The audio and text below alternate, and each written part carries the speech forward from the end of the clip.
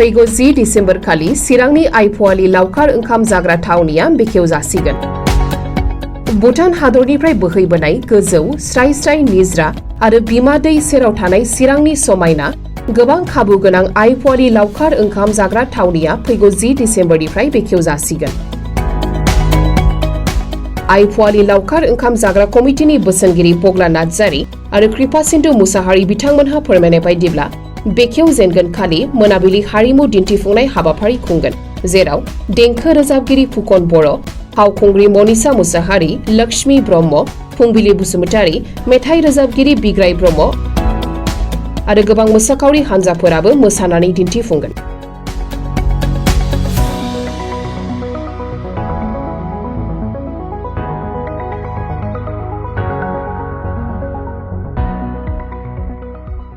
खुलुमबाय, नोंथांमोननि चेनेलनि थ्रुयै जे जों फोसावनो मोनसिगोन दिनै बयनिसिमबो जोङो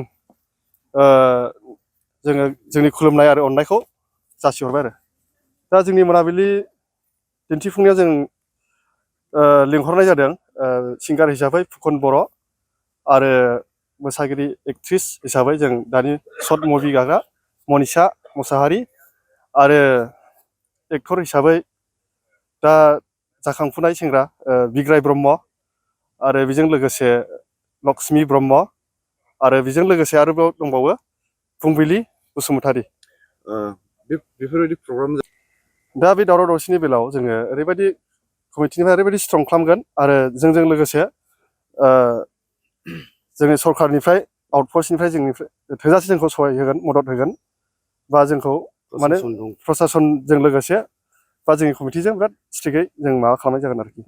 सुबिदाया बेनो जोंनि बे पिकनिक स्पटआव जे दैनि थाखाय अभाब गैया आरो बाहेरायाव थांनो थाखाय लेट्रिन जों बानायनाय जागोन आरो नायथावथावा बेनो जाहैबाय जोङो बटिं लाबोनाय जागोन आरो जों मिकि माउसबो लाबोनो जों रायज्लायगासिनो दङ, बे थिग जाथ'वाखै जागोन आरो बेजों लोगोसे आरो माखासे डेक'रेसन जों बानायगासिनो दङ, बानायजोबनो हायाखै आरो बेयाव दङ जाहैबाय आरो दा कनस्ट्राक्सन आरो जागासिनो दं, सोलिफुगासिनो दङ।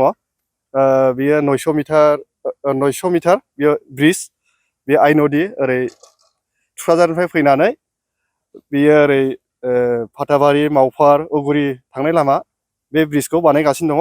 बे बारा गोबाव नांला, बे ब्रिजआ हासिगोन, बेखौ नायनो हागोन बयबो। मोजां खामानि सोलिगासिनो दं बेयाव। थांनाय बोसोराव गोबां दा जों थांलाय फैलायनि थाखाय जोङो बेब'स्था खालामनाय जाबाय, माने बास फैनो थाखाय जोङो हाबनो हानायनि थाखाय जों बेब'स्था खालामगासिनो दं, हम पाइप होगासिनो दङ।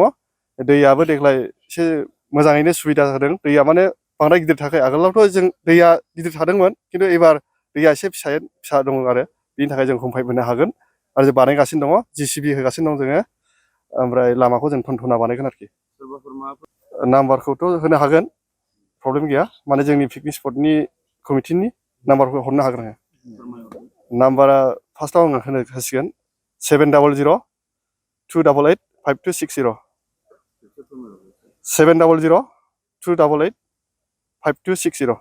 बेखौथ' सरकारनिफ्रायनो माना होखानाय, सरकारा जा माने रुल्स होगोन जों बेखौनो फालिगोन। माने सरकारा जेरैबायदि जोंखौ बिथोन होगोन बेबायदि जों खालामगोन। जों स्ट्रिक्टयै माने जों कमिटिनिफ्राय स्ट्रिक्ट माने जों माबा खालामनाय जागोन आरोखि, डिउटि खालामनाय जागोन। नोंथांमोननि पिकनिक स्पटआव मोनफैनो थाखाय लामाया बबेजों हाबनांगौ? जोंनिया चिरां डिस्ट्रिक्ट हिसाबै मेन चिरां डिस्ट्रिक्ट हिसाबै जोंनाथ' काजलगाव सेन्टारा, डिस्ट्रिक्ट सेन्टारा काजलगाव जानानै बेंटल फैनानै थुक्राझार हायार सेकेन्डारि राइट साइड टार्न लानानै सिदा फैबानो मोनफैबाय आरो ओरै खासिख'थ्रा जानानै फैबाबो बेंटल हाबनानै थुक्राझार फैनानै हायार सेकेन्डारि स्कुलजों राइट टार्न लानानै सिदा सानजाजों फैबानो मोनफैबाय आरो। गसाइगाव आरो क'क्राझार फैबाबो बबे लामाजों फैनो? गसाइगाव क'क्राझारनिफ्राय फैयोब्लाबो खासिख'थ्रा जानानै फैनो हागोन। खासिख'थ्राजों बिराद मोजां लामा, थनथना आरो सामथाइबारि, कारिगाव, गसाइगाव जायोब्ला कारिगाव जानानै सामथाइबारिनिफ्राय खासिख'थ्रा जानानै बेंटल थुक्राझार, ओमफ्राय ओरै सानजाजों फैबानो मोनबाय आरो।